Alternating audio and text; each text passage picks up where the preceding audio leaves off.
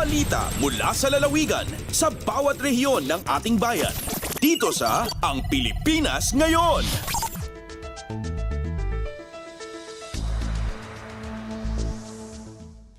Narito na ang bugso ng ating mga regional news. Dumako muna tayo sa rehiyon ng Luzon. 250 mag-aaral sa mga eskwelahan sa coastal municipalities ng Isabela kasama na bilang advocates na may layong maprotektahan ang Northern Sierra Madre Natural Park. Narito ang buong balita na ihahatid sa atin ni April Ratio mula sa Tuguegarao.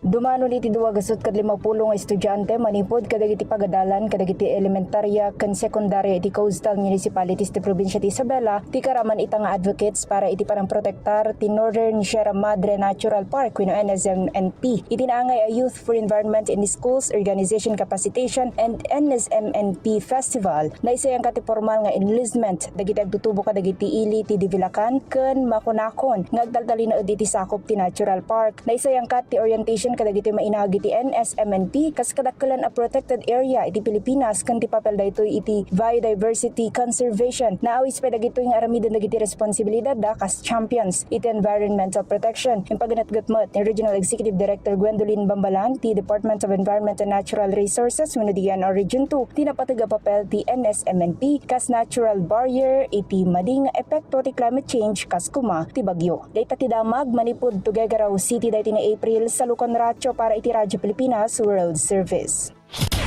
Balita mula sa lalawigan sa bawat rehiyon ng ating bayan. Dito sa Ang Pilipinas Ngayon.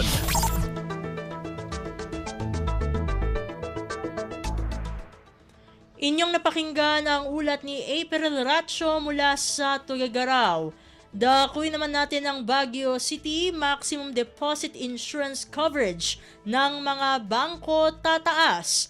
Ang kabuang ulat ihahatid naman sa atin ni Jong Munar.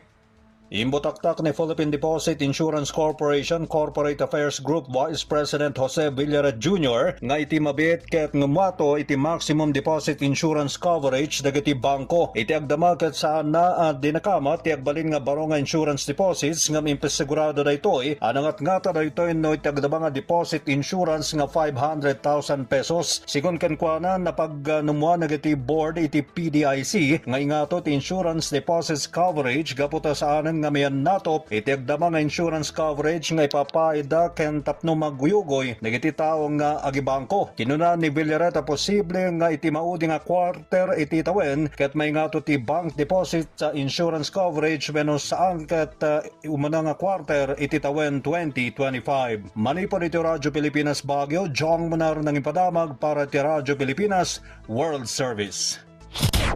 Balita mula sa lalawigan sa bawat rehiyon ng ating bayan. Dito sa Ang Pilipinas Ngayon.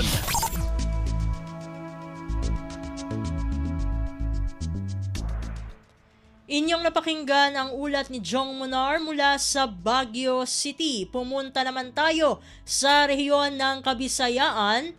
PhilHealth Region 7 at LGU Bantayan pumirma ng kasunduan sa pagpalawak ng konsulta package at gawing miyembro ang lahat ng residente nito. Pakinggan ang kabuang ulat na ihahatid naman sa atin ni Carmel Matos Pedroza mula sa Cebu. Nagpinirmahay nagkasabutan ang lokal kagamahanan sa lungsod sa Bantayan o sa Philippine Health Insurance Corporation Region 7 kon PhilHealth 7 sa tumo nga mamahimo ng miyembro ang tanang Bantayanon. Girepresentahan ni Mayor Arthur Despi ang lungsod sa pagpirma sa usa ka Memorandum of Agreement kon MOA tali sa PhilHealth 7 nga girepresentahan usab ni Regional Vice President Marjorie Cabrieto. Ubos sa maong MOA ang pagpalapad sa programa sa PhilHealth Konsulta para sa mga Bantayanon pinaagi sa Rural Health Unit ni ini. Target sa PhilHealth ug sa lungsod nga tanang katawhan sa Bantayan nga moabot sa kapin 80,000 mamahimong miyembro sa PhilHealth. Gawas sa MOA ay paigayno sa bug turnover sa labing unang PhilHealth claims ngadto ni Mayor Despi nga mobalor sa kapin 9 milyones ka pesos alang sa mga naunang nagpamiyembro sa PhilHealth sukad niadtong miaging tuig. Kini si Carmel Matos Pedroza para sa Radyo Pilipinas World Service. Balita mula sa lalawigan sa bawat rehiyon ng ating bayan. Dito sa Ang Pilipinas Ngayon.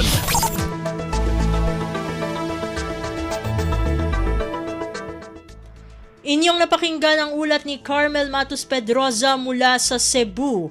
Dakuy naman natin ng Iloilo, internet connectivity sa Iloilo Airport lalo pang palalakasin kasunod ng pagbabalik ng international flight sa paliparan ngayong Oktubre. Narito si Janelle Baclay para sa detalye ng balita. Kinatunanas ang Civil Aviation Authority of the Philippines kag Kaap Iloilo kaupod ang Department of Information and Communication Technology ang posibilidad sa internet connectivity sa Iloilo Airport para magamit sa mga pasahero. Sa ginpadala nga mensahe ni Mr. Art Pareño sa Kaap Iloilo sa Radyo Pilipinas, ang internet connectivity nang ginkabahin na sa mga ginistoryahan sa ginhiwat nga coordination meeting kaupod ang DICT. Ilabi pa nga magabalik na ang international flight sa paluparan. Ang e-Government Philippines isa ka mobile application agum napapos ang transaksyon sa tunga sang gobyerno kag sang pumuluyo. Sarang ini ma-download sang libre. Sa piyak nga bahin gina-finalize na sang Kaap Iloilo ang mga pasilidad sa Iloilo Airport para sa seamless nga arrival kag departure sa mga pasahero domestic man o kon international. Naibaluan nga sini nga Oktubre 27 magabalik ang direkta nga biyahe sang Cebu Pacific padulong Hong Kong halin sa Iloilo kag vice versa matapos ginpauntat sang tuig 2020 bangod sang COVID-19 pandemic. Gikan sa Iloilo, Janelle Baclay para sa Radyo Pilipinas World Service. Balita mula sa lalawigan sa bawat rehiyon ng ating bayan. Dito sa Ang Pilipinas Ngayon.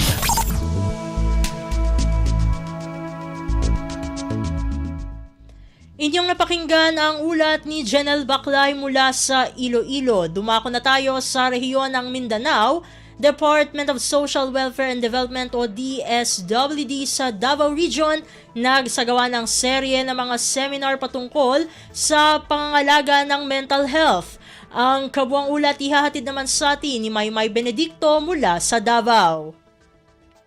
Sa pagsaulog sa Mental Health Awareness Month, nagpahigayon og serye sa mga mental health and self-care initiatives ang Department of Social Welfare and Development kon DSWD-11. Subay sa pahayag ang gipagula sa ahensya tumong niini nga matutukan ang mental well-being sa mga empleyado sa ahensya nga nailhan isip mga angels in red vests. Usa sa mga key events ang face-to-face seminar nga giuluhang mental health and self-care nga gipahigayon sa Ritz Hotel diin mitambong niini ang mga office heads, supervisors ug mga representante gikan sa lain-laing buhatan sulod sa DSWD. Ang maong mga hisgutanan matud pa mituhop ug maayo ngadto sa partisipante tungod sa ginaatubang niini nga mga complex nga hagit sa ilahang mga trabaho nga makaapekto dako sa ilahang mental health. Ang DSWD nagpabiling lig-on sa pagtuman sa ilang saat nga tutukan ug bantayan ang well-being sa ilahang mga personahe agig pagsiguro nga ginahatagan og dakong pagtagad ang ilahang mental health. Gikan sa RP Davao, Maymay Benedicto para sa Radyo Pilipinas World Service.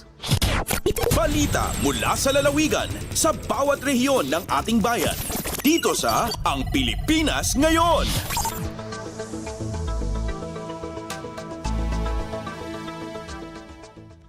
Inyong napakinggan ang ulat ni Maymay Benedicto mula sa Davao. Dakuy naman natin ang Butuan. Mahigit 1,000 katao sa Surigao del Sur na bigyan ng pansamantalang trabaho at pagkain bilang benepisyaryo ng Food for Work program ng Department of Social Welfare and Development o DSWD. Ang detalye ng balita ihahatid naman sa atin ni Jocelyn Morano.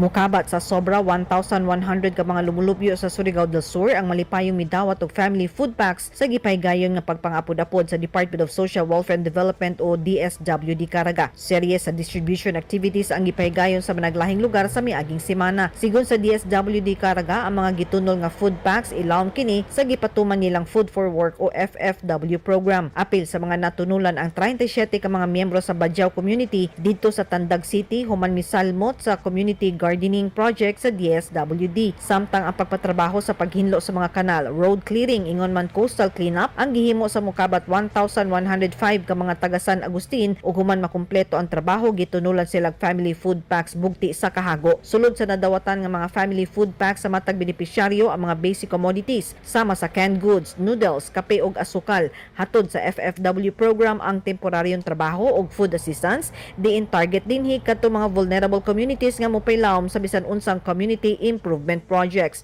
Gikan sa RP Butuan, kini si Jocelyn Morano para sa Radyo Pilipinas World Service.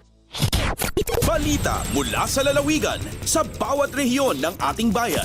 Dito sa Ang Pilipinas Ngayon.